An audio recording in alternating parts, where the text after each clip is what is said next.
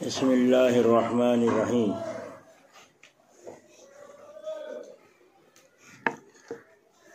کافر کے لیے بھی حفاظت کے فرشتے ہوتے ہیں، کافروں کے لیے بھی حفاظت کے فرشتے ہوتے ہیں جن کو حفظہ کہتے ہیں۔ حفیظہ فرشتے کافر کے ساتھ ہوتے ہیں، معلوم ہے کہ کافروں کے ساتھ بھی ہوتے ہیں، حالانکہ وہ کافر ہے، اللہ تعالیٰ کا انکار کر رہا ہے، مگر ذات باری تعالیٰ اس کے باوجود کافر کے ساتھ بھی حفاظت کے لیے فرشتے لگا رکھے ہیں۔ یہ اللہ تعالیٰ کا تکوینی اندر کا نظام ہے جس کا معاملہ الگ ہے، لیکن امور تشریعیہ شریعت کے اندر تم اپنا عہد پورا کرتے رہو تو میرا تمہارے ساتھ جو عہد ہے وہ میں بھی پورا کرتا رہوں گا۔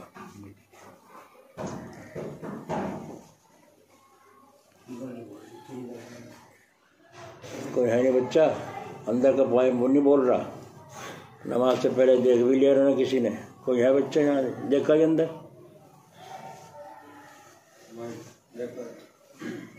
بول نہیں رہا دیکھنا کہیں کا کہیں۔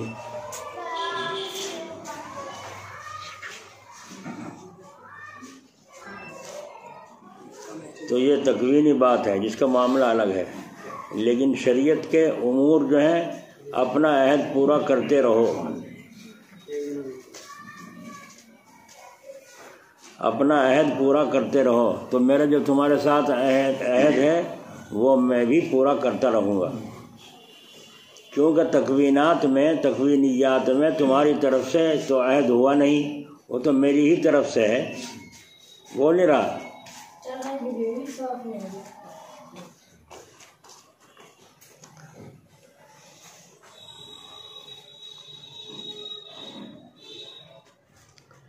اس لیے وہ پورا کرتا رہوں گا، اور اولویت کے اعتبار سے، الہ ہونے کے اعتبار سے جس کو تم نے رب مان کر عہد کیا ہے وہ تمہارے ذمہ ہے، تو اس کے جو آثار ہیں، اس کے جو خاص ہیں وہ میری طرف سے پورے ہوتے رہیں گے۔ یہ قالوا بلا کا اجمالی نقشہ ہے۔ اللہ تعالیٰ کا وعدہ کیا ہے؟ وعد اللہ الذین آمنوا منکم وعملوا الصالحات لیستخلفنہم فی الارض۔ اللہ تم سے وعدہ کرتا ہے زمین کی حکومت تمہیں عطا فرمائے گا۔ اب تو تم خوشامد کرتے پھر رہے ہو، مجھے پردھان بنا دو، مجھے آپ کے پردھان بنا دو، اور فلاں آدمی تو ایسا ہے ویسا، دوسروں کی برائیاں کرتا پھر رہا ہے، اپنی تعریف کرتا پھر رہا ہے، محض اس واسطے تاکہ مجھے لوگ چن لیں اور مجھے کچھ دن کے لیے کرسی مل جائے، کچھ دن کے لیے کرسی مل جائے۔ تو اللہ تعالیٰ قرآن کریم میں وعدہ کر رہا ہے کہ تم میرا عہد پورا کرو، میں تمہارا عہد پورا کروں گا۔ اللہ تعالیٰ کا جو ہم سے عہد ہے وہ پورا کر رہا ہے، اور جو ہماری طرف سے عہد ہوا تھا ہم وہ پورا نہیں کر رہے۔ اس لیے فرمایا اگر میں تمہاری حرکتوں پر ہوا نہ بھیجوں تو کیا کرو گے؟ ہوا دکھائی نہیں دیتی، لیکن اگر 1 منٹ کو 2 منٹ کو بند ہو جائے، کہاں تک آدمی سانس روک سکتا ہے؟ ختم ہو جائے گا، سانس آنے کا نہیں۔ جب ہوا نہیں ہوگی، سانس آئے گا نہیں تو انسان مر جائیں گے، سارے جاندار ختم ہو جائیں گے۔ تو یہ ہوا کیسے تو زندہ ہے، کتنی قیمتی چیز ہے ہوا۔ اگر میں تمہیں ہوا نہ دوں، دانہ نہ دوں تو کیا ہوگا؟ تمہارے حکم کی تعمیل کے خلاف کرتے رہنے پر تم میرے حکم کے خلاف کرتے چلے جا رہے ہو۔ اگر دشمنوں کو تم پر مسلط کر دوں تو کیا ہوگا؟ کافروں کو تم پر مسلط کر دوں تو کیا ہوگا؟ آ گئے، اور آنے کے بعد مکان گرا دیے، مکانوں کو لوٹ لیا، مکان والوں کو مار دیا۔ یہ ہے دشمنوں کا مسلط ہونا۔ تو اللہ تعالیٰ کہہ رہے ہیں تو پھر تم کیا کرو گے؟ کیونکہ تم نے کہا تھا نا رب ہی، آپ رب ہی ہیں، تو ربوبیت اور پرورش کا پورا کام ذات باری تعالیٰ کی طرف سے ہوگا، پالنے کا کام اللہ تعالیٰ کی طرف سے ہوگا، حفاظت بھی وہی کرے گا، عزت بھی وہی دے گا، ذلت بھی وہی دے گا۔ تو جس کے ساتھ ہماری پوری زندگی اپنی ضروریات کی، فرحت کی، راحت کی لگی ہے، اگر وہ رب ہماری تربیت اس قسم کی چیزوں میں بند کر دے تو کیا کوئی دوسرا کوئی اور اس قسم کی چیزوں میں تربیت کر سکتا ہے؟ سمجھ میں نہیں آ رہی؟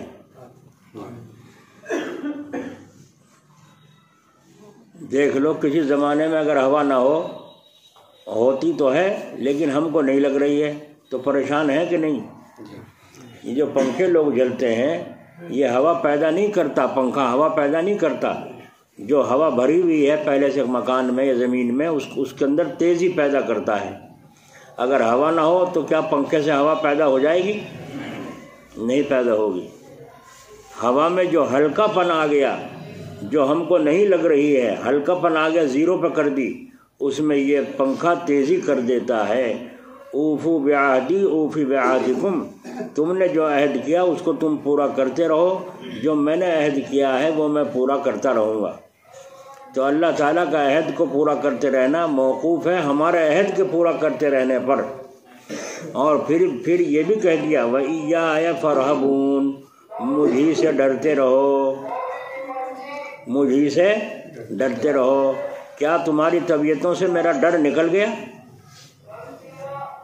جو یوں کو نہیں نکلا تو پھر یہ بے نماز پنا ہونا کیسا، پھر یہ نماز جماعت سے نہ پڑھنا کیسا ہے نا، پھر دوسروں کو ستانا یہ کیسا، دوسروں پر الزام رکھنا یہ کیسا، روزی حرام کمانا یہ کیسا، اگر تم اللہ سے ڈرتے ہو تو یوں کہہ رہے ہیں اللہ تعالیٰ کیا تمہاری طبیعتوں سے میرا ڈر نکل گیا؟ جو تم عہد پورا نہیں کر رہے ہو، تمہارے عہد کے پورا نہ کرنے پر تم کو ڈر نہیں معلوم ہوتا کہ ساری پرورش میرے ہاتھ میں ہے؟ تمہیں ڈر نہیں معلوم ہوتا؟ تمہاری ہمت میرے حکم کے خلاف کرنے پر کیسے پڑی؟ تمہاری ہمت میرے خلاف کرنے پر کیسے پڑی؟ جو اقرار کیا تھا اس کا سوچنا تم نے چھوڑ دیا، تم نے اپنا پہچاننا اور سوچنا چھوڑ دیا۔ اگر تم نے اپنے کو پہچانا ہوتا تو مجھ کو بھی پہچانا ہوتا، تم نے اپنے کو ہی نہیں پہچانا۔ ایک آدمی تھے، وہ ایک مدرسے میں ملازم تھے، سفیر تھے، ان کے آگے کام کرنے والے تھے اجیر، انہیں کہتے ہیں اجیر، مزدور۔ تو ایک ہوتا ہے مدرسے میں سفیر، بڑے مدرسوں میں ایک ہوتے ہیں اس کے آگے اجیر، 1 2 3 5 جتنے بھی ہوتے ہیں اجیر، مزدور۔ تو وہ ان کو مزدوروں کو تنخواہ اجیروں کو تھوڑی دیتے تھے، اپنا آپ زیادہ لیتے تھے، لکھتے تھے کتنی اور دیتے تھے ان کو کم۔ جو غلہ وصول کرتے تھے وہ اس غلے میں سے بھی ان کو کاٹ تراش کر کے کم دیتے تھے۔ بہت شکایت کرتے بیچارے، سب طرح کے تو لوگ ہوتے نہیں، بعض ایسے بھی ہوں جو بیچ کھاویں، تو نہیں دیتا ہم یہاں سے نکال لیں گے، اور بعض ایسے ہوتے ہیں کہ بھئی حرام ہے، میں کیوں گنہگار بنوں، آخرت میں عذاب کیوں بھگتوں۔ تو وہ لوگ اس طریقے کے ساتھ کام کرتے رہے۔ میرے پاس بھی شکایت آئی، ایک نے شکایت کی تو میں نے ان کو سمجھایا، نہیں کام چلا، پھر سمجھایا، دیکھنا اندر جا کے ذرا آواز نہیں آ رہی کہ وہاں صحیح نہیں بول رہا کیا۔ دوبارہ سے پھر میں نے ان کو پرچہ دیا محتمین صاحب کے نام کہ یہ پرچہ ان کو دینا محتمین صاحب کو۔ پھر میں نے خود ملاقات کی تو محتمین صاحب سے شکایت کی کہ یہ اجیر رونا رونا ہے، پریشان ہیں، اور ان کی تنخواہ سفیر صاحب پوری نہیں دیتے، اور یہ بیچارے بڑا مدرسہ ہونے کی وجہ سے محنت کر رہے ہیں اور اللہ کے لیے محنت کر رہے ہیں، ان مزدوروں کو مزدوری تو ملنا چاہیے۔ تو انہوں نے محتمین صاحب نے کہا کہ اس کا تعلق تو ناظم تعلیمات سے ہے، جہاں سے تنظیم و ترقی دفتر ہے وہاں سے تعلق ہے، وہاں شکایت جانی چاہیے۔ انہوں نے کہا وہاں نہیں سنوائی ہوتی، وہاں تو سارے ایک سے ہی نمونے کے بیٹھے ہیں، وہاں سنوائی نہیں ہے۔ تو انہوں نے کہا اچھا، تو خیر اللہ معاف فرمائے، اللہ معاف فرمائے، ہم تو سب سے زیادہ گنہگار ہیں، لیکن دوسروں سے عبرت حاصل کرنا چاہیے۔ اور وہ کیا ہے، اللہ تعالیٰ کا حکم ہوا، ایسی بیماری پڑی یا ایکسیڈنٹ ہوا شاید کہ اس کی اس حالت میں ان کے دل و دماغ بیکار ہو گیا، اور 10 लाख रुपया खर्चा हुआ, 10 लाख रुपया खर्च। बोलो कहाँ गई वो आमदनी, कहाँ गई वो आमदनी? और अपना आप रह गए बेकार के बेकार, इंतकाल हो गया उनका। अल्लाह ताला मग़फ़िरत फरमाए। नाम लेने से ग़ीबत होती है, इसलिए ग़ीबत हमें करनी नहीं, हमें तो किस्सा बताना है। जैसी करनी, जो करेगा वो करके करनी भरनी पड़ेगी। कमा तुदीनु तुदानु, जैसी करनी वैसी भरनी। तो इससे आप अंदाज़ा लगाइएगा कि जिसने अल्लाह ताला के हुक्म का कोई छोड़ दिया और डर खौफ निकाल दे दिल से, अरे क्या बिगड़ रहा है, अच्छा क्या बिगड़ रहा है, बिगड़ तो 10 देर में जाएगा। अभी नाक बंद हो जाए, सांस बंद हो जाए, अभी पता चल जाएगा। अभी ऑक्सीजन लगवाना पड़ जाएगा तो कितने रुपए खर्च होंगे, अस्पतालों में भागा फिरना पड़ेगा। उधर मेहमान घर आने शुरू हो जाएंगे, घर खावेंगे मेहमान और तुझे खावेंगे डॉक्टर, समझे नहीं? तो अल्लाह ताला इसको कह रहे हैं, क्या तुम्हारे दिल से मेरा डर निकल गया? तुम डरते नहीं हो, समझते नहीं हो? मैं तो वैसे हिफाजत तो काफिरों की भी करता हूँ। तुम्हारे से जो अहद हुआ है, अगर तुम वो पूरा न करोगे तो तुम्हारी भी पकड़ काफिरों की तरफ से आई।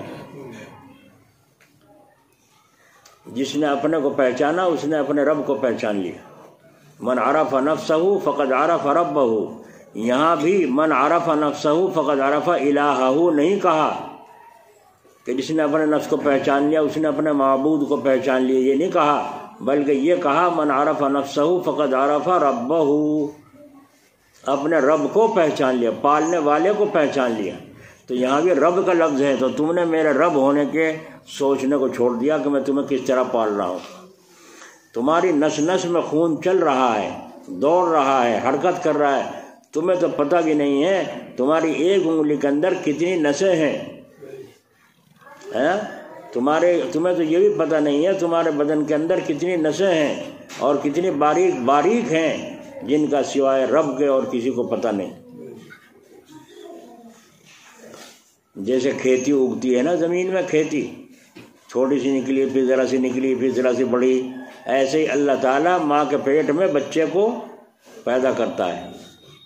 पहले इसका गोश्त का लोथड़ा बना, खून था, खून को जमाया, पहले मनी थी, मनी के कतरे पर खून बनाया और खून को जमाकर फिर बोटी बनाई और फिर बोटी में से हाथ पैर निकालने शुरू किए, हड्डियाँ बनानी शुरू कर दी।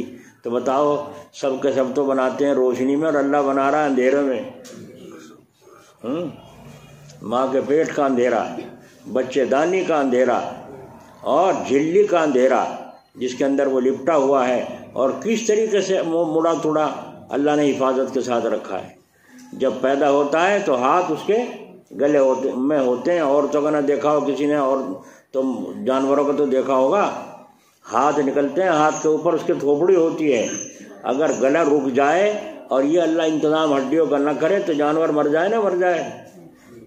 और निकलने से पहले फिसलन पैदा कर दी जिससे आसानी के साथ निकल जाए।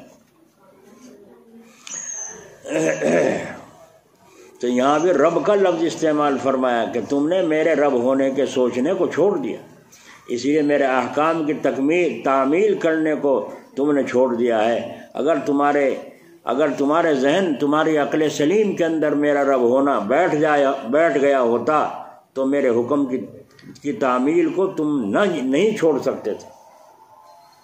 ये मुराक़बात हैं, ये सोचते रहने की बातें हैं।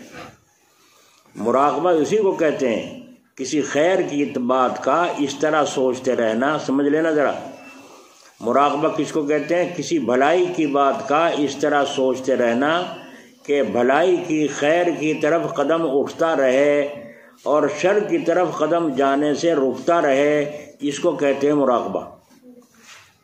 समझ में आ गई? मुराक़बा बाज़ लोगों के यहाँ तो और तरीके से होता है, और चिश्तिया में भी है बहुत से मुराक़बे, नक्शबंदिया में भी ख़ास तरीके से हैं मुराक़बे। गर्दन झुका के बैठ जाओ, आंखें बंद करके अपना आप को मिटा दो, फना कर दो, बहुत तरीक़े हैं उनके यहाँ मुराक़बा करवाने के। अब जिस मुरीद के लिए जैसी ज़रूरत हो, जैसा मरीज़ हो, ऐसी दवा उसके लिए होती है। लेकिन आज ये नहीं है, हमने मुराक़बा करना ही छोड़ दिया। नक्शबंदी सिलसिले में سب سے پہلا جو مراقبہ دیا جاتا ہے وہ یہ ہے کہ یوں پلوتھی مار کے بیٹھ جاؤ اور اس طرح گردن جھکا لو اور اپنے دل کی طرف دھیان لگاؤ، بائیں چھاتی سے 2 انگل نیچے دل، جس کو کہتے ہیں لطیفہ قلب، یہاں دھیان لگاؤ اور پھر ضرب لگاؤ اللہ اللہ اللہ، لیکن یہ اللہ اس طرح کہیں ہونٹ بند ہو، آواز بھی نہ ہو اور اندر اندر دھیان سے ضرب لگتی رہے، اور تصور یہ ہو کہ اللہ کے عرش سے نور آ رہا ہے میرے دل پہ ٹپکے، دیکھ رہے ہو پڑھ رہے ہیں۔ یہ ہے مراقبہ۔ 5 منٹ 10 منٹ 15 منٹ، بعض تو ایسے ہوتے ہیں کہ گھنٹہ تک مراقبے میں غرق ہو جاتے ہیں اور پھر انہیں پتہ ہی نہیں رہتا میں ہوں کہاں پہنچ گیا، کہاں اللہ نے پہنچا دیا۔ اور بعض دفعہ نئے انکشافات ہوتے ہیں، نئی چیزیں سامنے آتی رہتی ہیں مراقبے کے اندر، ایسے بھی حالات ہوتے ہیں۔ لیکن سلسلہ چشتیہ میں خاص اس طریقے سے مراقبے کی کیفیت زیادہ نہیں ہوتی، بلکہ ہمارا یہاں تو مراقبہ یہ ہے کہ اس کو سوچتے رہنا، خیر کی طرف قدم اٹھتا رہے، شر کی طرف قدم جانے سے رکتا رہے، بس اس کو کہتے ہیں مراقبہ۔ تو اس سے معلوم ہو گیا ہوگا کہ مراقبہ کیا ہوتا ہے۔ سیدھے سادے اللفظ کو الجھا دیا لوگوں نے، اس میں سارا سلوک آ گیا۔ تو بات یہ تھی جیسے بعض منہی عنہا حدود میں ہوتے ہیں، ویسے ہی بعض مامور بہا بھی حدود میں ہوتے ہیں۔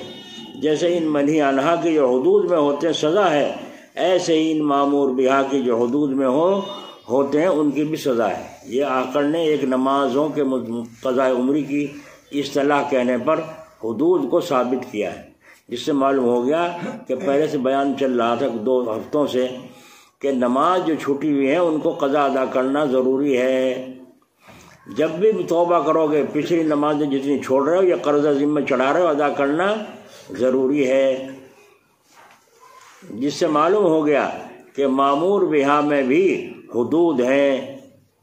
ایک آدمی کے پاس تمہارے روپے چاہتے ہیں، 1 لاکھ 2 لاکھ 10 لاکھ روپے چاہتے ہیں، بار بار مانگ رہا دیتے ہی نہیں۔ ایک دن اس نے پکڑ لیا اور پکڑ کے اس نے لگانے شروع کیے تھپڑ اور خوب کٹائی کی، اور اس کے گھر والوں کو اطلاع دی چھڑا کے لے جاؤ، اور وہ پیسوں کا انتظام کر کے آئے، چھڑا کے لے گئے۔ ایک تو یہ ہے وصولی، اور ایک یہ ہے اس نے یوں کہا کہ جی مجھے مارنا مت اور میں ابھی تمہیں منگا کے دیتا ہوں۔ اس نے اپنے گھر فون کیا، گھر والوں نے جتنی رقم تھی لا کے دے دی اور یوں کہا مارنا مت، تو پٹائی بند ہو گئی، پٹائی نہیں کی اور پیسے ادا کرنے پڑے یا نہیں کرنے پڑے؟ کرنے پڑے نہیں؟ تو جس نے نمازیں چھوڑ رکھی ہیں زندگی میں وہ توبہ کر لے اللہ تعالیٰ سے، اللہ میں آئندہ نہیں چھوڑوں گا، پڑھنی شروع کر دی، ٹھیک ہے آئندہ نہیں چھوڑوں گا، تو وہ جو پچھلے ہیں وہ لاؤ، وہ تھوڑا ہی معاف ہو جائے گا۔ پٹائی تو ہم نے چھوڑ دی، لیکن وہ جو پچھلا قرض ہے وہ تو دے، ورنہ پھر پٹائی لازمی ہے۔ ایک دوسری دلیل سنیے گا، توفیق الہی سے ذہن چلا گیا، الحمدللہ آپ ہی میں سے کسی کی طلب اور بصیرت سے، آپ ہی کے طفیل سے، ورنہ ذہن میں پہلے کیوں نہیں آئی تھی۔ حضرت فرما رہے ہیں بعض طالب سچے ہوتے ہیں، چاہے ایک ہی ہو بیٹھا ہوا مجلس میں، اس کی طلب کی وجہ سے اللہ تعالیٰ نئی بات مقرر کے دماغ میں ڈالتا رہتا ہے تاکہ اس کو فائدہ ہو، وہ اس کی طلب ہے، اس کی برکت سے دوسرے بھی سن لیں۔ اصل تو داماد ہے نا، رشتہ دار، اس کے ساتھ میں 1 2 کوئی اور آ گیا تو اسے بھگا دو گے، کھانا کھلاؤ گے؟ کھلاؤ۔ اصل تو ایک ہے، سچا طالب جو بیٹھا ہے مجلس میں اس کی طلب اور بصیرت سے ہی، ورنہ ذہن میں پہلے سے کیوں نہیں آتی۔ مومن نے جان کر نماز چھوڑ دی اور رہتا حکومت اسلامیہ میں ہے، کیونکہ وہیں اسلامی قانون جاری ہوں گے، اس حکومت میں تھوڑا ہی ہوں گے، تو اس نے قصداً نماز چھوڑ دی اور ثابت ہو گیا کہ اس عاقل بالغ نے بیداری کی حالت میں جان بوجھ کر 1 وقت کی نماز نہیں پڑھی۔ عاقل ہے، بالغ ہے، جاگتا تھا اور جاگتے ہوئے اس نے جان بوجھ کر 1 وقت کی نماز نہیں پڑھی، تو محتسب نے احتساب پیش کر دیا کہ قاضی صاحب کے یہاں ثابت ہو گیا کہ اس نے نماز نہیں پڑھی، جان بوجھ کر نماز اس نے چھوڑ دی۔ اب امام شافعی رحمۃ اللہ علیہ کا مذہب یہ ہے، وہ فرماتے ہیں اس آدمی کو قتل کر دو۔ آ رہی آواز؟ اس کو قتل کر دو، جیسے ہاتھ کاٹنا، جیسے رجم کیا جاتا ہے، جیسے کوڑے لگائے جاتے ہیں، ایسے ہی نماز چھوڑنے پر کیا کرو، قتل کر دو۔ امام شافعی رحمۃ اللہ علیہ کا یہ مذہب ہے۔ دیکھو حدود کا معاملہ جاری ہو گیا۔ امام ابو حنیفہ صاحب رحمۃ اللہ علیہ نے یوں فرمایا، انسان ہے، بھول کا بھی احتمال ہے، اس لیے قتل کا حکم جاری نہیں ہوگا۔ اب یہ قتل سے تو چھوٹ گیا، لیکن یہ فرما دیا اس کو جیل خانے بھیج دو۔ جیل خانے بھیج دینا بھی ایک ہلکی سی سزا ہے۔ گویا کہ ابتدا تو تعزیر سے ہو گئی، اب اس کو تنبیہ ہو گئی، توبہ کر لی اور اقرار اور عہد کر لیا کہ اب نہیں چھوڑوں گا، لہذا اس کو رہا کر دیا جائے۔ پھر دوبارہ ثابت ہو گیا کہ نہیں پڑھی، امام صاحب فرماتے ہیں پھر جیل خانے بھیج دو۔ پھر اس نے رو دھو کر توبہ کر لی اور معافی مانگی، آئندہ نہیں چھوڑوں گا، پھر چھوڑ دیا۔ تیسری دفعہ اس کا نماز ترک کرنا پھر ثابت ہو گیا۔ اب امام صاحب فرماتے ہیں اس مومن کو قتل کر دو۔ تین دفعہ مہلت دی گئی، چوتھی مرتبہ میں اس کو کیا کرو، آ رہی سمجھ میں شریعت کی حدود؟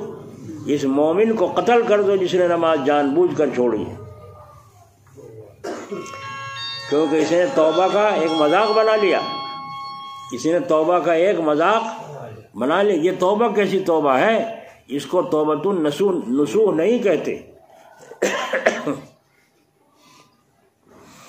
مراد توبۃ النصوح ہے، ہم نے رعایت کی تھی لیکن تجھے اس درگزر کی قدر نہ ہوئی۔ ہم نے تو رعایت کی تھی، چھوڑ دیا تھا تجھے جیل سے، تو نے قدر نہ کی، پھر پکڑا گیا، پھر تو نے قدر نہیں کی، توبہ کی، ہم نے پھر چھوڑ دیا، پھر تو نے قدر نہ کی، اب تو پھانسی ہے بھائی۔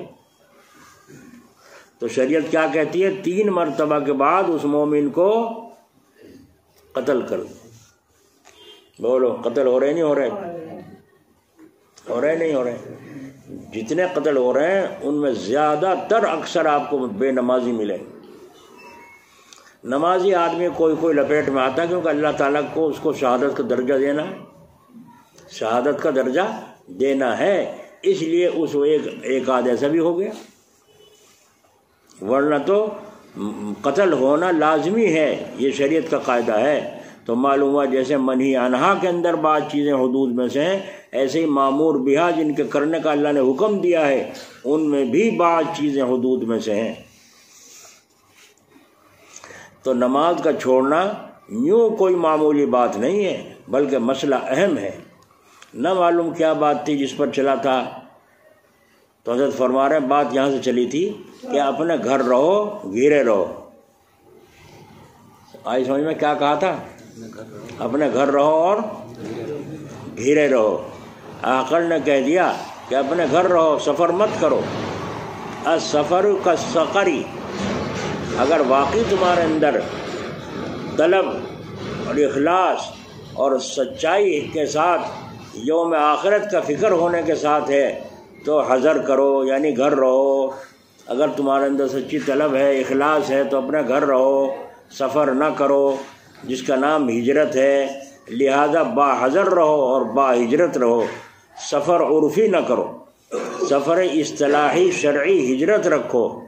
جیسے کہ کل ہجرت اور جہاد اصغر اکبر کی بات آئی تھی، ایک تو سفر ہے عرفی، یعنی یہاں سے چل کر بڑھانے گئے، بڑھانے سے یہاں آئے جی، اور کہاں سے آپ حضرات تشریف لائے ہیں، یہ ہے سفر عرفی۔ اور ایک ہے سفر اصطلاحی شرعی کہ ہجرت رکھو، یعنی رہو تو گھر میں ہی مگر گھیرے رہو، رہو تو گھر میں ہی اپنے مگر گھیرے رہو۔ جیسا کہ صحابہ اکرام نے سوال کیا تھا من المجاہد، مجاہد کون ہے؟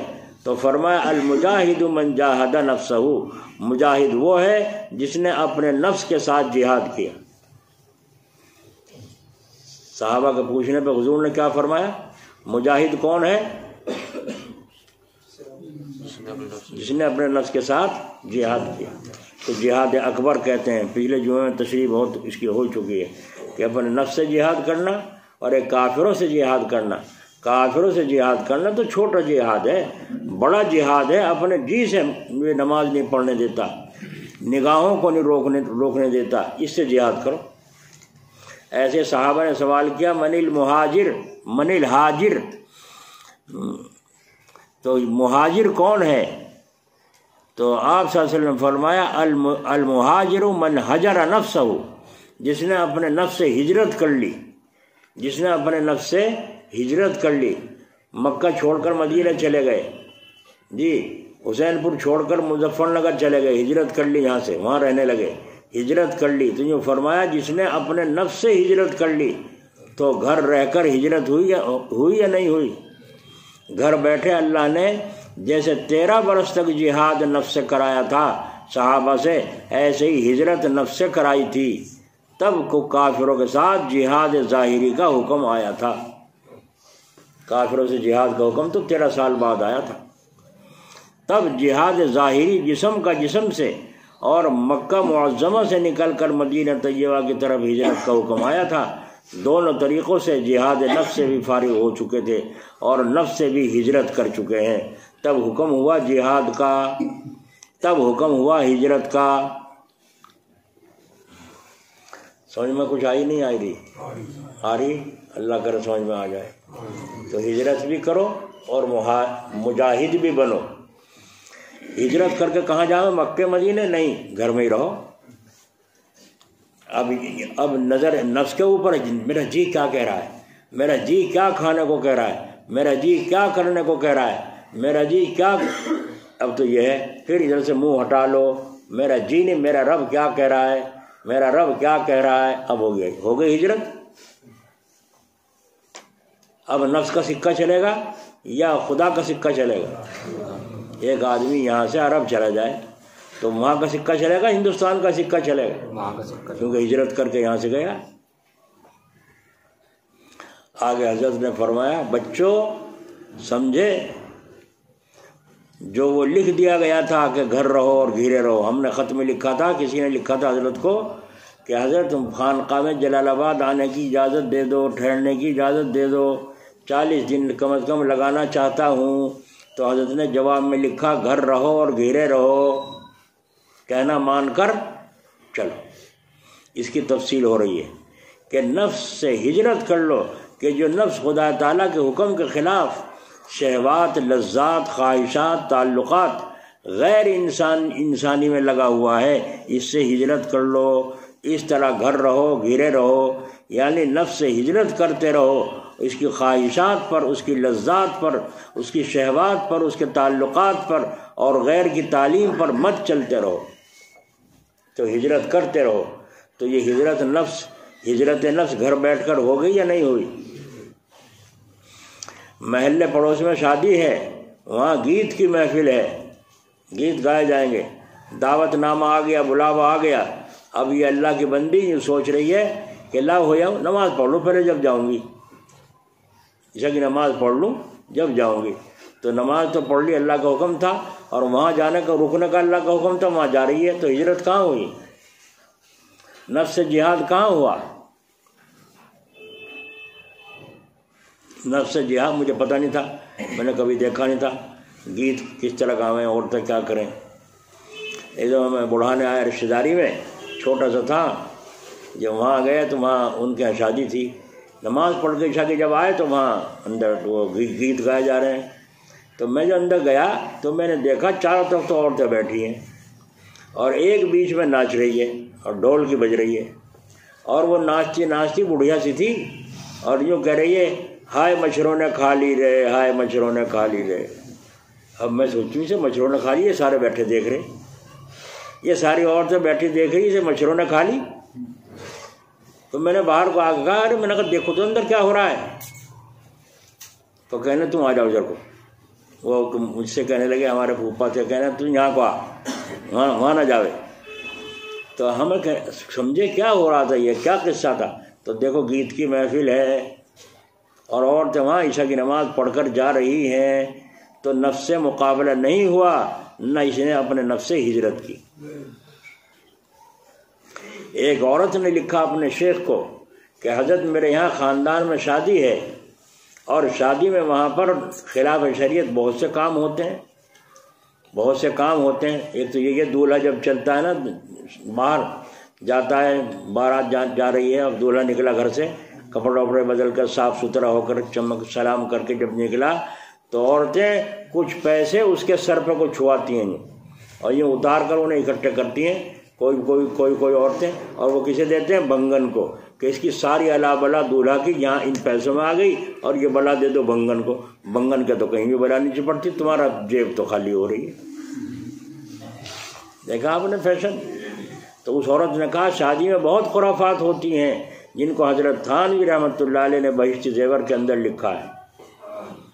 بیاہ کی رسموں کا بیان، عورتیں پڑھتی نہیں نہ مرد پڑھتے، بہشت زیور کو تو بالکل چھوڑ دیا۔ کہنے وہ کہتے ہیں تمہاری بچی پڑھے گی، ہاں قرآن پڑھے گی، بہشت زیور بھی پڑھے گی، بس۔ تو اس کے اندر دیکھو بیاہ کی رسموں کا بیان، شادی کرنے سے پہلے دیکھو، اور ویسے بھی دیکھو بیاہ میں کتنی رسمیں ہیں۔ 300 سے اوپر رسمیں لکھی ہیں حضرت تھانوی نے اس زمانے میں، 300 سے اوپر رسمیں گناہ۔ تو جس شادی میں 300 سے زیادہ گناہ ہو، بتاؤ اس شادی میں خیر ہوگی یا نقصان ہوگا، شر۔ ایک اور حدیث شریف یاد آ گئی، حضور اکرم صلی اللہ علیہ وسلم نے فرمایا دونوں میاں بیوی رات میں ملے اور اس رات سے حمل رہ گیا، صبح کو فجر کی نماز میں پڑھے سو گئے دونوں، اٹھے نہیں، سورج نکل گیا۔ تو حضور اکرم صلی اللہ علیہ وسلم فرماتے ہیں اس رات سے جو اولاد پیدا ہوگی وہ ماں باپ کی نافرمان پیدا ہوگی۔ بولو بھائی، اگر یہ اپنے نفس سے جہاد کرتا یا کرتی تو ایسی نوبت، اب پھر جاؤ ساری عمر روتے میرا بچہ یوں کر رہا ہے، میرا بچہ تو ایسا تھا نہیں، اب نہیں تھا تو اب ہو گیا، جب نہیں تھا اب ہو گیا، شادی ہونے کے بعد ہو گیا۔ اس کو فرما رہے ہیں حضرت بچوں سمجھے کہ اس کی تعلیم پر عمل مت کرو۔ ہجرت سوری وطن سے بے وطن ہونا، یہ ہجرت سوری ہے، یعنی صورت میں مشقتوں کو لیے ہوئے ہے، گھر بار یہاں چھوڑ کے جانا، بیچنا، دوسری جگہ بنانا، سامان لاد کے لے جانا۔ ہجرت سوری میں وطن سے بے وطن ہونا مشقتوں کو لیے ہوئے ہے، مگر جس طالب کے ذہن میں بخوف آخرت بلحاظ آخرت کوئی چیز آئی ہے جس کی وجہ سے اس خیال ہجرت کے اندر قوت آ گئی اور وہ سمجھ رہا ہے کہ مرنے سے پہلے مرنا سیکھ لوں، مرنے سے پہلے مرنا سیکھ لوں۔ اب تو جینا سیکھ رہے ہیں، مرنا کون سیکھ رہا ہے؟ ہائے ہائے، بزرگوں کے یہاں تو بڑی بڑی محنتیں ہوئیں، یوں لیٹ گئے سیدھے، ہاتھ پیر سیدھے کر کے لیٹ گئے اور تصور باندھ لیا میرا وقت آ گیا ہے، مجھے لینے ملک الموت آ گئے ہیں۔ اب میری روح پیروں کی طرف سے کھینچنی شروع کی، سمیٹنی شروع کی، اور روح پر میری قبضہ ہو چکا، میں اٹھ کے بھاگ نہیں سکتا، میں اٹھ کے چیخ نہیں سکتا، کسی کو آواز نہیں دے سکتا، اور روح سمیٹتے سمیٹتے لا رہے ہیں۔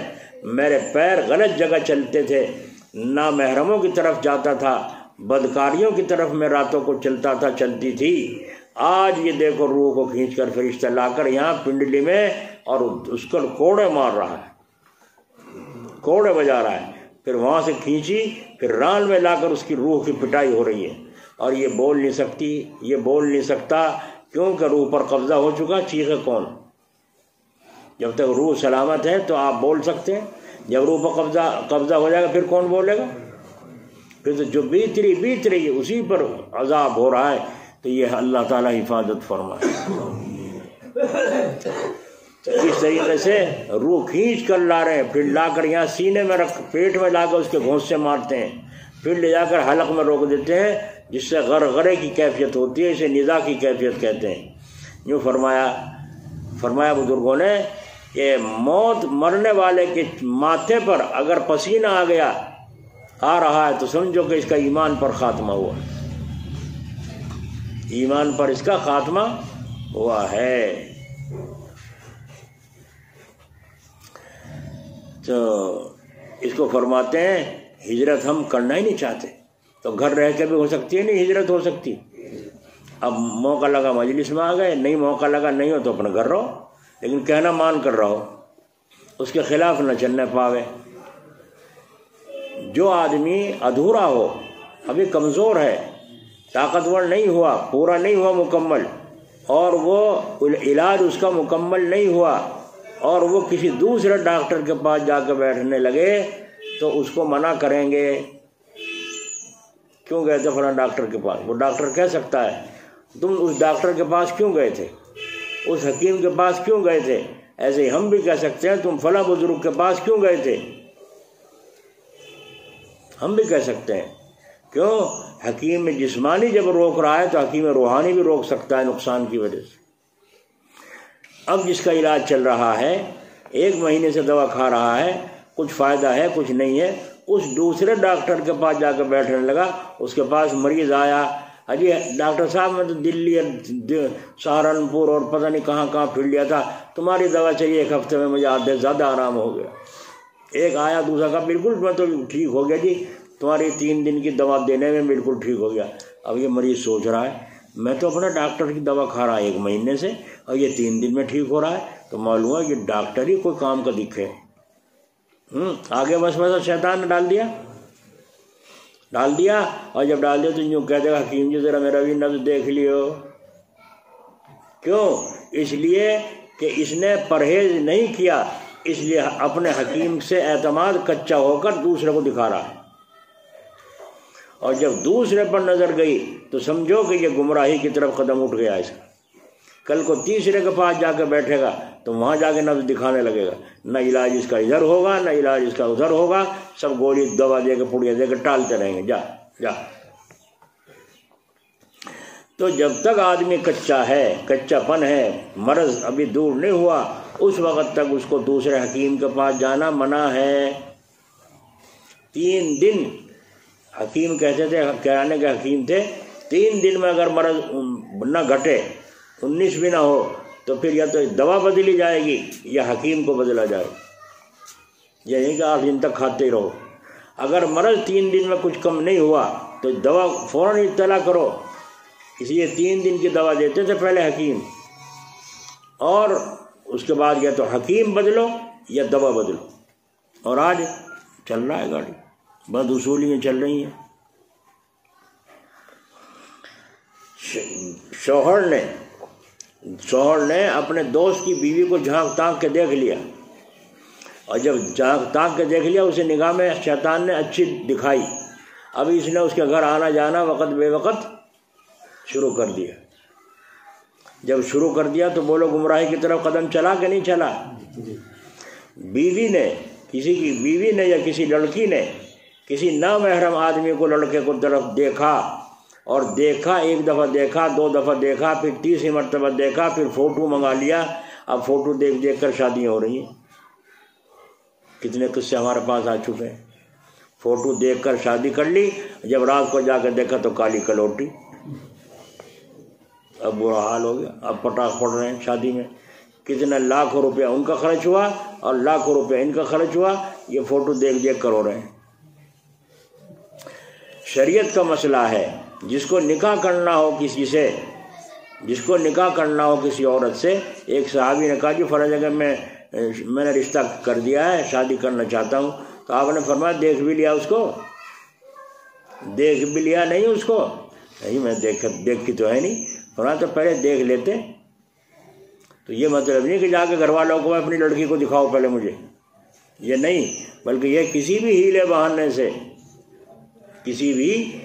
بہانے سے اس کو دیکھ لو، کیونکہ پہلے دیکھنے کے بعد جو دل میں تصویر آ جائے گی وہ ساری عمر رہے گی۔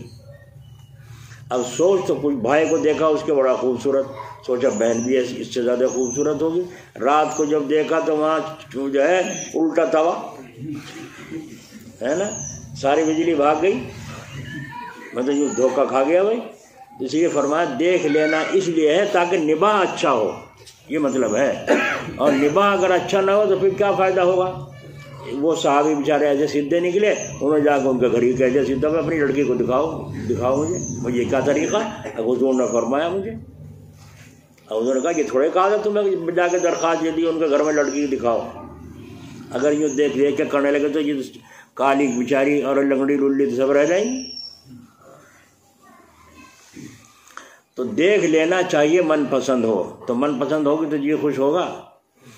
ایک بات. دوسری بات یہ ہے جب ہمارے نکاح میں وہ آ گئی تو یہ طے اللہ نے کیا ہے، جوڑا یہ طے اللہ نے کیا ہے. وہ رب ہے نا ہمارا، تو وہ ہمارا رب ہے، اس نے ہماری جوڑی وہاں لگائی ہے.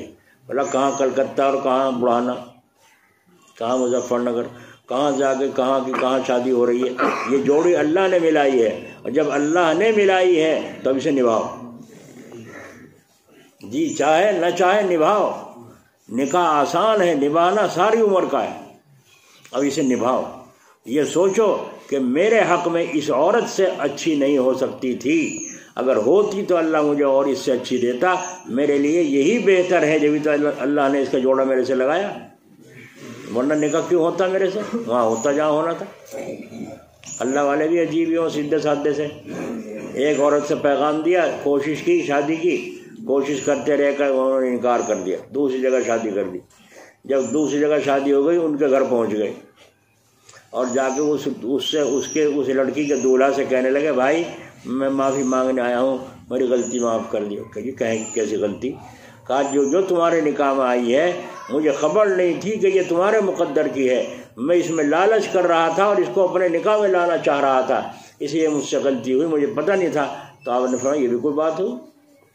تو بیری میں ڈھیلے سب مارے نہیں مارتے پھینک پھینک کے پتھر، جس کے مقدر کا ہوگا بیر گرے گا. تو یہ بھی کوئی، لیکن ان کا بھولاپن دیکھو، ان کا بھولاپن دیکھو کہ ایسا نہ ہو آخرت میں اللہ مجھ سے پوچھ بیٹھے. یہ خوف آخرت ہے، تو اللہ کا ڈر ہے.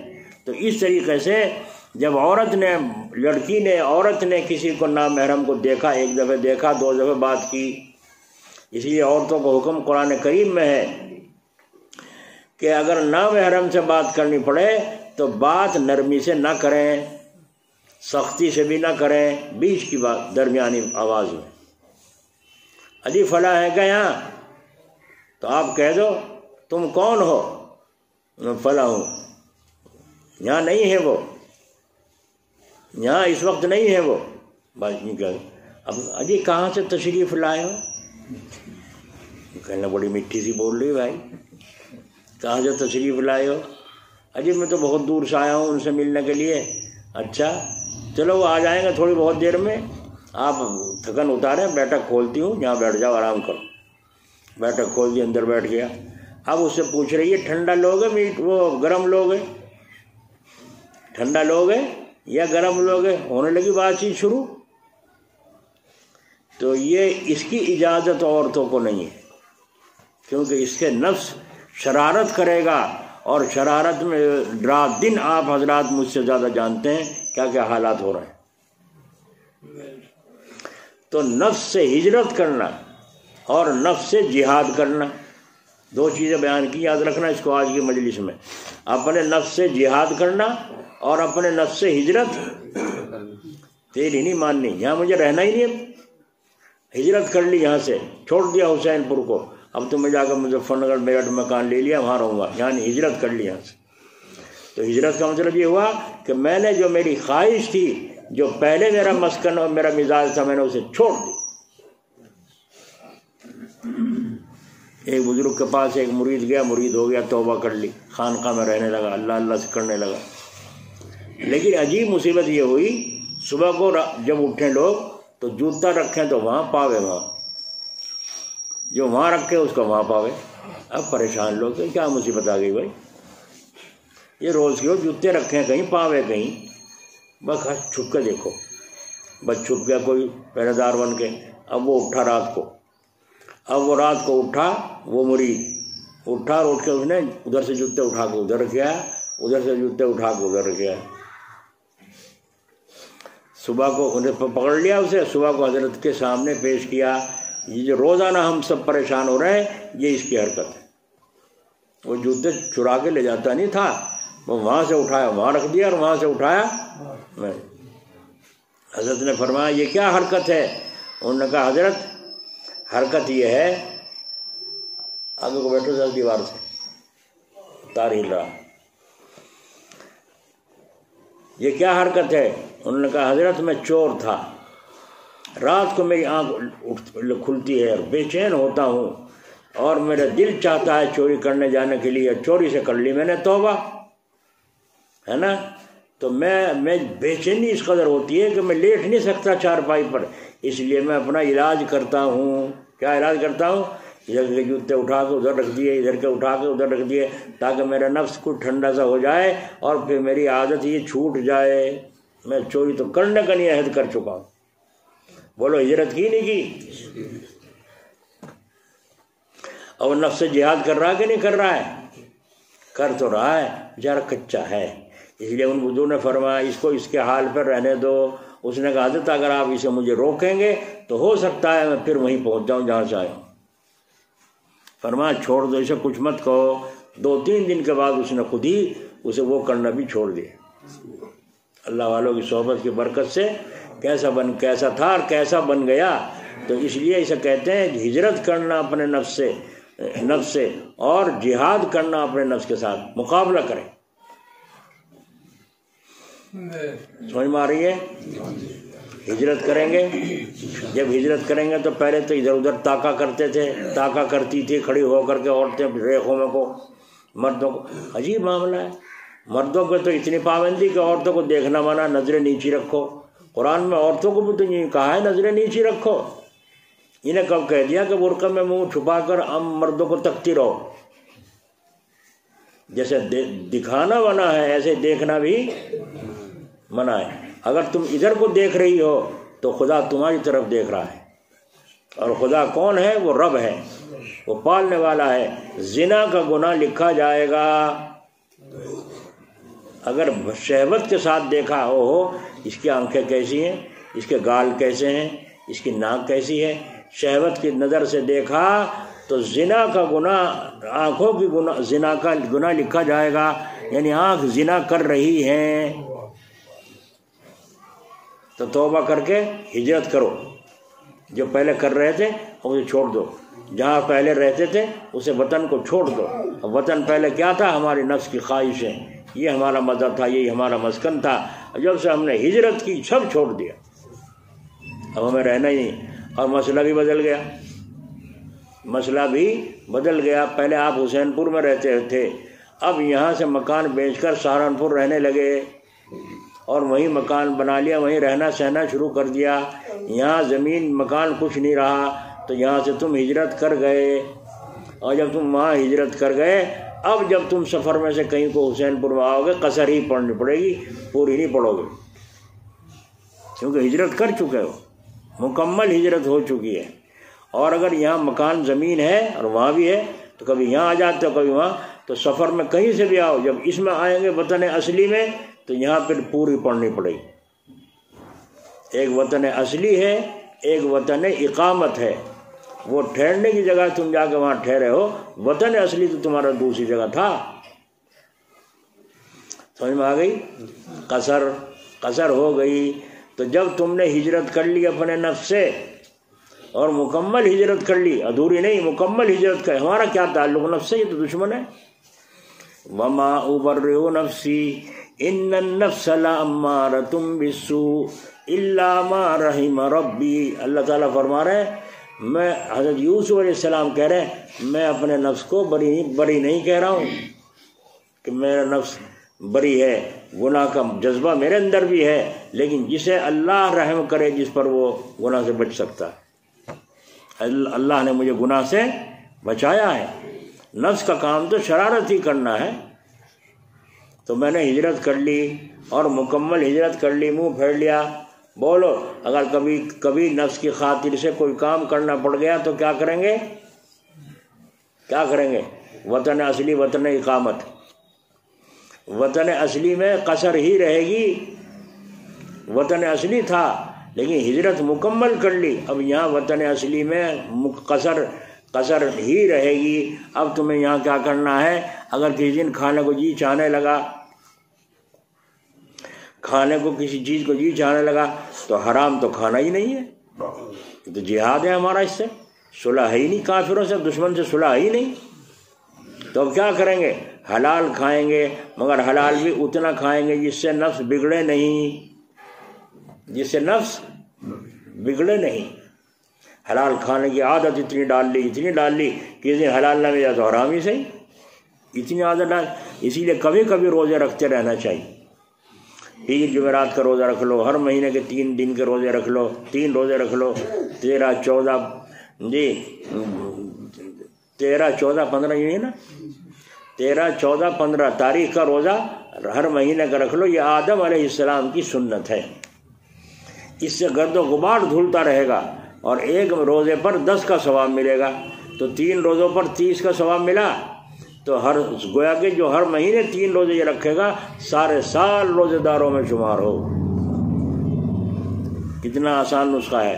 اور نفس کو بھی عادت رہے گی قابو رہنے کی، ٹوٹ کے نہیں پڑے گا گھاس پر. یہ میں یہاں باہر ادھر سے آ رہا ہوں، ادھر سے بیل بھینس جھوٹا بھاگے جا رہے ہیں. میں نے کہا انہیں کیا ہو رہا ہے، کوئی پیچھے لاٹھی نہیں لے رہا ہے، ان کے بھاگے کیوں جا رہے ہیں؟ تو اس کے پیچھے ان کا مالک آ رہا تھا. میں نے اس سے پوچھا بھائی کیا ہو رہا ہے، انہیں کیوں بھاگے جا رہے ہیں یہ ریکھتے میں، کیا قصہ ہوا؟ کہنے لگا گھاس نہیں ڈالا انہیں، بھوک لگ رہی نہیں جا رہے گھر کی طرف بھاگے، ہے نا. تو بھاگے جا رہے ہیں. اس لیے وہاں حکیم جی تھے کہرانے، میرا علاج چل رہا تھا، ایک جگہ دعوت تھی تو وہاں وہ تحری آئی اور گوشت روٹی بھی تھی. تو وہ تحری جب آئی تو کہنے لو حضرت کو بھی کھلاؤ. میں نے کہا حکیم جی بیٹھے پاس، حکیم جی بیٹھے یہاں. جیسے عورتیں کہتے ہیں نا مراد یہاں کون حکیم سے ڈاکٹر دیکھ رہا، بیٹا کھا لو. تو میں نے کہا حکیم جی بیٹھے بھائی یہیں. تو ان حکیم جی سے پوچھا حکیم جی ان کو مولانا کو وہ کھلا دیں تحری، کھا لے یہ. تو حکیم جی نے میری طرف کو بھی دیکھا، ان کی طرف کو، دونوں کی طرف دیکھ کر مزاج سمجھے اور سمجھ کے فرمایا بیچ میں کھا لینا، تھوڑی سی بیچ میں تھوڑی سی کھا لینا، کیونکہ حرام تو نہیں ہے، وہ بیماری کی وجہ سے پرہیز ہے. اور جی رہا چاہ تو 2 لقمے بیچ میں کھا لو، جی بھی خوش ہو جائے گا اور زیادہ بد پرہیزی بھی نہیں ہوگی. اوپر نیچے روٹی، بیچ میں وہ کیا کریں گے 2 لقمے لپٹ کے. سمجھ میں آ رہی ہے؟ ہجرت. اس لیے شیخ کے پاس جانا بھی ہجرت ہے، مرید کا پیر کے پاس جانا بھی کیا ہے؟ ہجرت. اس لیے بے چین ہو رہا ہے کہ اللہ تعالیٰ مجھے ہجرت کے سامان دے دیتے تو میں اپنے شیخ کے پاس چلا جاتا. بہت سے لوگ ایسے بھی ہیں جن کے آگے کہتے ہیں کاپی لاتے ہیں نا اپنی اصلاح کی کاپی، بعض اس میں لکھتے ہیں یوں جی چاہتا ہے میں آپ کے پاس ہی رہوں، یہ جی چاہتا ہے آپ کے پاس ہی رہوں، مجھے یہاں رہنے کی کم از کم 40 دن کی اجازت دے دیجئے. بعض یہ لکھتے ہیں کاپی میں، اپنے شیخ کو لکھتے ہیں. تو شیخ سے محبت اور اپنی آخرت کو سنبھالنے کی فکر، تو وہ یوں کہہ رہا ہے مجھے ہجرت کے سامان دے دیتے اللہ میاں تو میں اپنے شیخ کے پاس چلا جاتا. بہت سے لوگ رمضان شریف میں ہم نے دیکھا جلال آباد حضرت جی کے یہاں مدرسے کی چھٹی ہو جاتی تھی، اتنے مہمان آتے تھے پاکستان سے، کشمیر سے، افریقہ سے، امریکہ سے، لندن سے، فرانس سے، ہندوستان سے، پتہ نہیں کہاں کہاں سے. خانقاہ کے سارے کمرے بھر جاتے تھے اور مدرسے کے کمرے بھی بھرے ہوئے ہوتے، اتنے پبلک ہوتی تھی. کیوں؟ آپ نے دیکھا ہوگا رمضان شریف میں جماعت میں لوگ کثرت سے جاتے ہیں. کیوں؟ ارے 11 مہینے تو مصیبت بھریلی، لاؤ ایک چلہ اللہ کے راستے میں لگا کے کچھ دل کی دماغ کی صفائی ہو جائے گی، ہے نا. جاتے ہیں نہیں جاتے. تو اس کو فرما رہے ہیں وہاں جا کر ذرا ان باتوں کو بھی لے لیتا، حاصل کر لیتا، اس کے اندر تکمیلیت اور تمکینیت ہو جاتی. اب اللہ تعالیٰ نے سامان دے دیا ہے، اب وہ ہجرت کر رہا ہے، 1 مہینہ شیخ کے پاس گزار رہا ہے اور شیخ کے اوپر بوجھ نہیں بن رہا ہے کہ کھانا بھی حضرت جی کھلائیں گے، ناشتہ بھی حضرت جی کھلائیں گے. حضرت جی کے ذمہ کچھ نہیں ہے. جماعت میں جاتے ہیں اپنا خرچ لے کے جاتے ہیں، نہیں جاتے سب. بعض ایسے بھی ہوں ارے تھوڑے سے وہاں دعوتیں بہت ہوں گی، اللہ ہوئی دعوت تو دعوت کھانے جا رہا ہے. ایک میوات کا وہاں مرکز میں آیا، انہوں نے کہا کتنا خرچہ لکھوں چلے کا؟ انہوں نے کہا 300 روپے لکھ لو. وہاں 300 روپے؟ انہوں نے کہا کہ ہاں. تو وہ میاں جی صاحب جو تھے عبدالرحمٰن صاحب، اللہ تعالیٰ درجے بلند فرمائے ان کے، انہوں نے کہا گھاس کھاوے گا وہاں سے 300 روپے چلے میں لکھوا رہا ہے، گھاس کھایا کرے گا کیا؟ اور بڑا 800 کر. جی نہیں. تو جو ایسے بودے سے ہونا جو 300 400 روپے 500 روپے خرچے میں لکھوائیں، ان کو ایسی جگہ بھیج دیں جہاں اکرام زیادہ کرتے ہیں لوگ. دعوت زیادہ کرتے ہیں ایسی جگہ بھیج دیتے ہیں، اور جن کے پورے خرچے سے میں لکھو خرچہ کتنا 50,000، ان کو ایسے علاقوں میں بھیجتے ہیں جہاں دعوتیں نہیں ہوتی اور کام وہاں جا کر کرنا ہے اللہ کے دین کا، تو کام خوب کرتے ہیں وہ، دعوتیں کرتے ہیں۔ تو شیخ کے پاس جب پیر صاحب کے پاس جا کے رہنا ہے تو کھانا پیر صاحب کھائیں گے اپنا؟ شیخ کے پاس جانے کی کوشش میں لگ گیا ہے، بطور ضرورت جو ضروری اصلاحی چیز تھی وہ الحمدللہ حاصل ہے، ہجرت نفسانی حاصل ہو گئی۔ تو جلال آباد حضرت کے یہاں یہی طریقہ تھا، بعض لوگ تو مدرسے سے کھاتے تھے، جو مدرسے کی فیس ہوتی تھی کھانے کی وہ جمع کر دیتے، رسید کٹوا لیتے اور کھانا لے لیتے۔ بعض لوگ ہوٹل سے کھاتے تھے، اور بعض لوگ ہوٹل سے بھی نہیں کھاتے تھے، مدرسہ کا بھی نہیں لیتے، خود اپنا پکاتے تھے۔ بعض لوگ اپنا خود پکاتے تھے، اور بعض لوگوں کے لیے کچھ قصبے کے لوگ یوں کہہ دیتے جی ایک عالم یا کوئی وہ جو مرید یہاں مہمان جو ہے ان میں ہمیں دے دو، ان کا کھانا ہم 2 کا پہنچائیں گے پورا مہینے رمضان۔ تو 2 آدمیوں کا کھانا وہ خود 2 آدمی، حضرت کے ذمہ کچھ نہیں، بس اتنا تھا۔ افطاری کے وقت میں برف کی سلی بھائی جان خانقاہ میں منگوا دیا کرتے تھے، ٹھنڈا پانی لوگوں کو نصیب ہو سحری میں افطاری، بس اتنا تھا، ورنہ نہیں۔ ہاں کبھی بھائی جان دعوت کریں آخر میں اپنی طرف سے، سب کی تو وہ الگ چیز ہوتی تھی، لیکن ذمہ تو نہیں ہے۔ بولو بھائی، تم مظفر نگر میں بیٹھ جاؤ ڈاکٹر کے یہاں اپنی بیوی کو لے کے، اپنے بچے کو لے کر، اور وہاں جا کے 3 دن تک پڑے رہو تو ڈاکٹر کے ذمہ کھاؤ گے یا حکیم کے ذمہ کھاؤ گے؟ بولو، چائے اگر ڈاکٹر منگواوے گا تو اپنا پیے گا یا مریضوں کو بھی پلواؤے گا ساتھ میں؟ اپنے واسطے منگائیے، تمہیں کوئی اعتراض تو نہیں ہوتا اس کا؟ کیسا ڈاکٹر ہے اپنا بھی اپنا چائے پی رہا، ہمیں پلا نہیں رہا سارے مریضوں کو؟ کہیں گے کوئی نہیں کہتا۔ اور اللہ والوں کے پاس 100 نخرے، ارے جا کے پانی کو بھی نہیں پوچھتے، پانی تھوڑا بھر رہا ہوں جا کے پی لو، کون منع کر رہا ہے؟ ہم نے کوئی نوکر تھوڑا ہی رکھ رکھا ہے جو ہر مہمان آ گیا آتے اسے پانی پلاؤ بھائی، پانی پلاؤ بھائی، پانی پلاؤ۔ ہمیں تمہارے سے کوئی لالچ نہیں ہے، تمہیں چائے کیوں پلاویں؟ جس ڈاکٹر کو، جس گاہک کو، جس دکاندار کو لالچ ہوتا ہے گاہک سے، وہ بیڑی بھی پلاتا ہے، سگریٹ بھی پلاتا ہے، اور دیکھا موٹا سا آسامی ہے، موٹی سی آسامی مال زیادہ خرید دے گا تو چائے بھی پلاتا ہے، نہیں پلاتا ہے نا؟ اللہ والوں کی نظر میں اپنی فکر، پتہ نہیں کہ میں کھاؤں گا کیا، کھاؤں گا کیا نہیں کھاؤں گا، کھایا نہیں کھایا نہیں پتہ نہیں۔ صبح سب کے ساتھ ناشتہ کیا تھا یوں کہ یوں، اور شام بھی نہیں کھایا تھا، کل باہر دیوبند سے آیا تھا، کل شام بھی نہیں کھایا، صبح میں سب کے ساتھ ناشتہ وہاں کیا تھا، اور اب تک تمہارے سامنے بول رہا ہوں، بیٹھا ہوں۔ جب ہمیں اپنا ہی فکر نہیں تو تمہارے پیٹ کا کیسے فکر کریں؟ جی یہ جو کھانا کا انتظام کرتے ہیں بیچارے بہت سے ایسے ہیں جو صبح کا ناشتے کا انتظام میں بھی کہتے ہیں ہماری طرف سے خرچ کر دیجیے جی، تو وہ اس لیے سے کہ اللہ کی طلب میں آئے ہیں، یہ اللہ کی طلب میں چھوڑ کر آئے ہیں، تو یہاں بھی کھانے کا انتظام بیچارے، کبھی کوئی کہہ دیتا ہے، اکثر تو یہ حاجی سلیم ہی بیچارے، یہ کھانے کا انتظام ان کی طرف سے ہوتا ہے، ہمارے ذمہ کچھ نہیں ہے۔ اگر تم دور سے آئے ہو یہاں نہیں ملتا، حاجی سلیم نہیں کرتا، حاجی جو ہے دلشاد نہیں کرتے، اور کوئی نہیں کرتا، حاجی شمشاد نہیں کرتے، تو نہ کرو، اپنا لے کر آؤ، اپنا لے کر ساتھ میں آؤ، اور اپنا بیٹھ کر کے جب بھوک لگے کھا لو، کون منع کرتا ہے؟ اپنے کام کو آئے ہو نا، بولو اپنے کام کے، تمہیں تو یہ چاہیے تھا ہمیں ہماری فیس دیتے، ہم تمہاری خدمت کر رہے ہیں، ہم تمہارے ساتھ مغزنی کر رہے ہیں، ڈاکٹر کی فیس پہلے جمع ہوتی ہے نہیں ہوتی؟ تو تم پہلے دو نا بعد میں دو۔ تو یہ حکیم روحانی اور حکیم جسمانی دونوں کا معاملہ برابر صحیح ہے۔ جیسے حکیم جسمانی کے ہاں پرہیز ہے، ایسے حکیم روحانی کے ہاں بھی پرہیز ہوتا ہے۔ اور جب سب سے پہلے مرید کو 4 پرہیز بتائے جاتے ہیں، کم کھانا، کم سونا، اور کم بولنا، اور کم لوگوں سے ملنا، یہ 4 پرہیز پہلے بتائے جاتے ہیں مرید ہونے کے بعد۔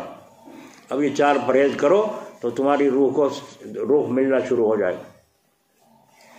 کم کھانا، کم سونا، کم بولنا، اور کم لوگوں سے ملنا۔ حضرت تھانوی رحمۃ اللہ نے ایک چیز اور بڑھا دی، اللہ اللہ کم کرنا، اللہ اللہ کم کرنا. کسی جیسے میرے جیسے دیہاتی نے کہا حضرت جی اللہ اللہ تو خوب کرنی چاہیے.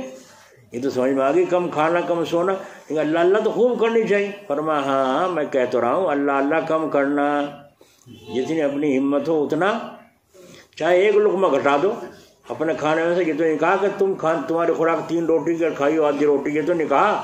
کم کھاؤ تو کم میں اتنا بھی ہو سکتا ہے کہ محنت کا کام ہم کرتے ہیں تو ہم کم کیسے کھائیں. تم خوب پیٹ بھر کے کھاؤ اور خوب کام کرو. وقت پہ نماز پڑھنا تمہیں کون کہہ رہا ہے، تو پوچھ لو وہ تمہیں اجازت دے دیں گے. ورنہ تو اتنا ہو سکتا ہے آخر میں ایک لقمہ اللہ کے لیے چھوڑ دیا.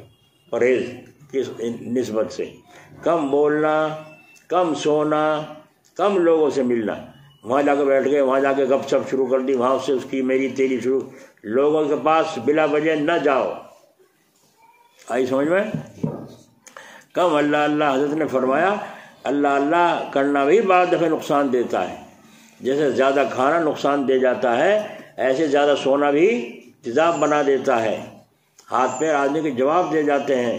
بیماری دل کی پیدا ہو جاتی زیادہ سونے سے. زیادہ لوگوں سے ملنے سے جھگڑے پیدا ہو جاتے ہیں. اس کے پاس جانا، اس کے پاس بیٹھنا، اس کی برائی اس کی بھلائی، تمہارا بھی نام آ جائے گا خام خواہ. کبوتر بازوں میں، سٹے بازوں میں تم اس کے پاس کھڑے تھے بیٹھے تھے، وہ اس کا کام یہ ہے تو تمہارا بھی نام آ جائے گا.